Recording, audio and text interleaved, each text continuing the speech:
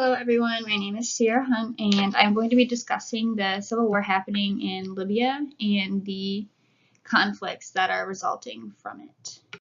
The civil war in Libya is between two rival militias um, involved to gain total control of the Madrid militia. It's created two separate governments in Tobruk and Tripoli. Tripoli was the previous capital of Libya. There's an estimated 5,000 to 8,000 number of Islamic State fighters in Libya because of this, and an estimated number of internationally displaced persons is around the 400,000 range due to all the fighting that's going on. So the civil war is an ongoing conflict in Libya, beginning with the Arab Spring protests in 2011, which led to the first Libyan civil war. There was foreign military intervention and the ousting and death of Muammar Gaddafi, who was the previous leader. So this all had a hand in the issues that erupted from this. There's also been a conflict within the Libyan country because of the NATO airstrikes in 2011. After this, the Islamic leaders claimed the new parliament of being dominated by former supporters of their once dictator and claimed it to be unconstitutional.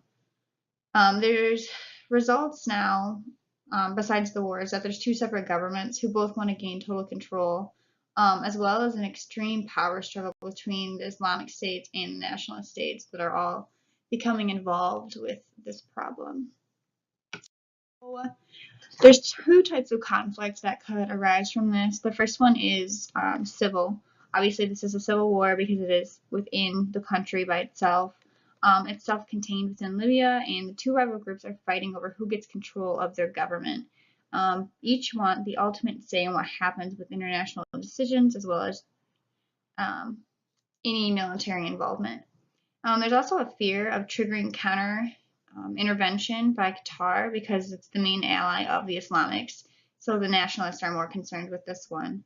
The government, as it stands, hopes they can fix the issues and reconnect the rest of the country, but there is such a lack of armed forces and economic resources to do so, which has resulted in these two separate factions.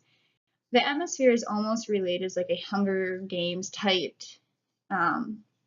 problem because both sides are just fighting and fighting and fighting, and nothing's really happening with this.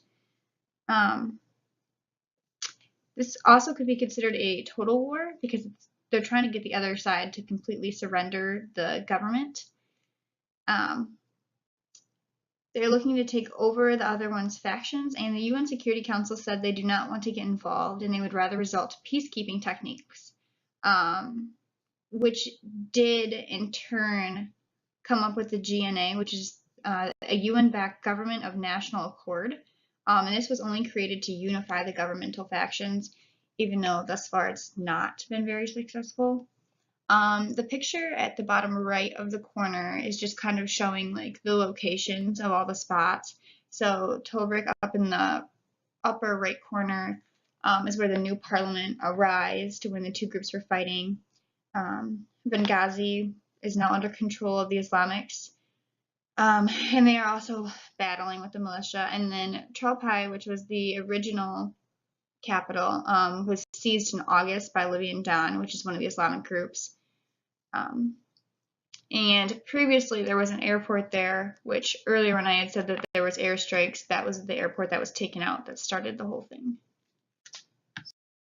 This is if you look at the levels of analysis, it's basically based on individual human beings. This conflict is both nature and nurture.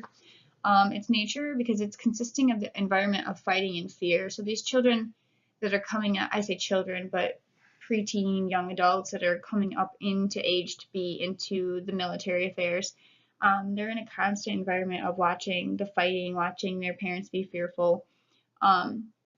So after a while, you would become like almost not brainwashed but blanketed by this, and you would just find it to be normal.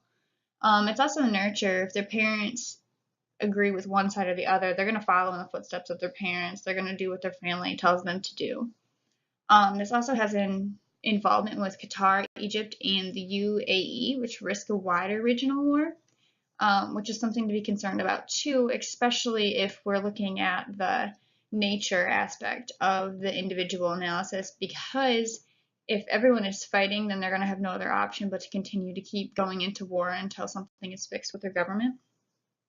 The airstrikes in 2011 were the first sign of the military intervention in the state, which leads to an interstate level of analysis as well.